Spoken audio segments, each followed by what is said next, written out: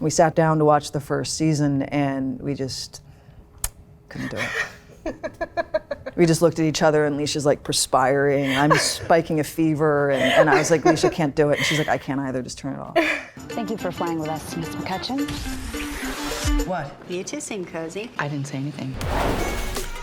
The L Word Generation Q comes 15 years after The L Word premiered, and Showtime has already renewed the series for a second season. In the studio with me now is star Katherine Moennig. Kate, welcome. Thank you for having me. And congratulations on the second season. Thank you so much. That's exciting. Yeah, it's always nice to hear. Yeah. Yeah. Well, what was it about this show that made you want to come back into this world, come back to this role? Selfishly, I just wanted to work with my friends again. Yeah. Field trip, let's go.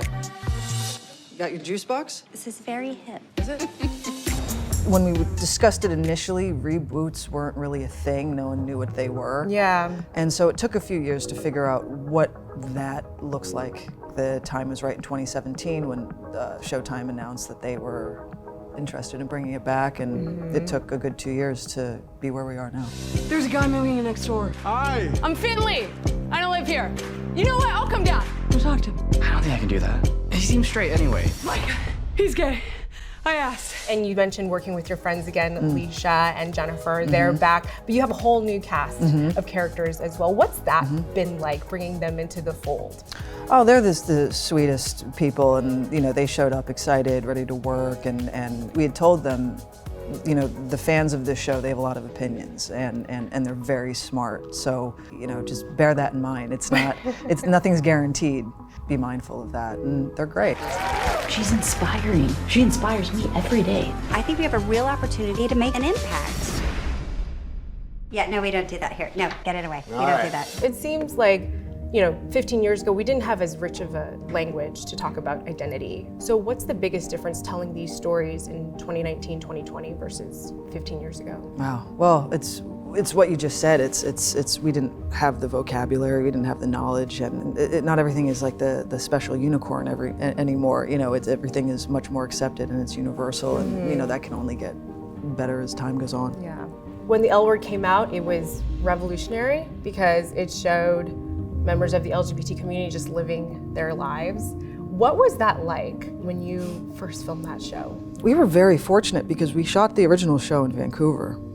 So we never were in LA, and there wasn't social media, so there weren't people coming to sets, taking a picture, and then dumping it online somewhere. And we were really in our Canadian bubble, away from everything. So it never affected us in that way. We were just excited to work together, and we worked really hard on the show, and we always had the show's best intentions at heart, and that's what created such a family unit, was being in Canada for 6 months out of the year, relying solely on one another for entertainment. The last season, though, of that show, I appreciate that the cast has been very candid about the problems of it. What do you remember from filming it? It was confusing. You didn't know what was going on. Yeah. And the creators have acknowledged that. I mean, the writers have acknowledged that it was a bit of a mess. Yeah, I love Eileen Chaikin. She owns it, and I respect that. I respect anyone who owns it. But at that time, no one really knew what was going on, and I remember they were keeping it very quiet from us as how it would finish up, and by the time we got to the end, all of us were just confused, because the show was about friendship and love, and then it delved into this whole other death storyline or whatnot, and that's just what happened. But it's hard to make TV shows. It's hard to have them run for many, many years. It's tough. That's not an easy thing to do, and I think that was 6 seasons in total. That's a lot of TV. That is a lot, and that's a lot of TV. Yeah.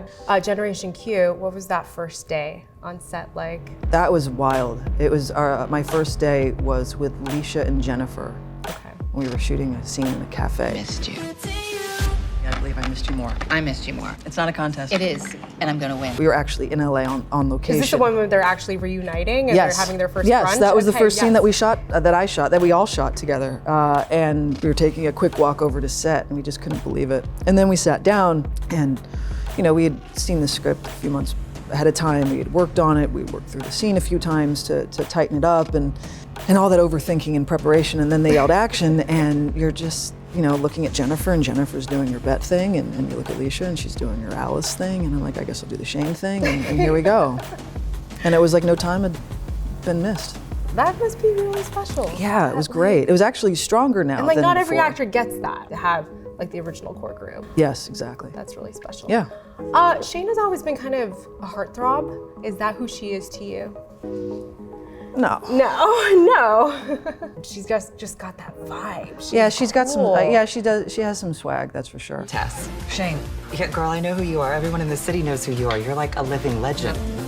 I heard 3 voices coming from your room last night. The way I always approached her was more of, how do you always downplay that? Because someone who has it doesn't need to show it off. Finding that balance, because it's effortless with her, and I think that's what people like. Do you think you're that cool in real life? No. Not I at all. think you are. No. I think you are. But you wouldn't say it because cool people. We don't just actually say they're met. cool. We just met. How have you seen her evolve, especially in Generation Q? That's a good question, and that's something that I was very conscious of. And when we were starting off with the show, coming up with ideas a couple years ago, Yeah. Leisha was very, very clear. She said, I believe Alice would have a talk show. And Jennifer was very clear, and she said, I believe Bet would run for office. I will be the first lesbian mayor of Los Angeles.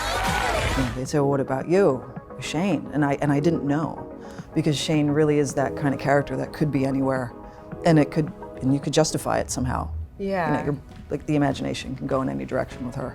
Do you ever, on a nostalgia trip, watch the original show? No. Never. Leisha and I tried back in You did? Well, in 2017 Okay. when Showtime said, hey, we're interested in bringing this back. Was this like, okay, you're gonna come over to my house? It was We're bad, gonna- yeah. So Leisha said, do you want to give this a shot? Do you want to try to watch it? And I was like, all right, yeah, I'll do it. So I went over to Leisha's and we sat down to watch the first season, and we just couldn't do it.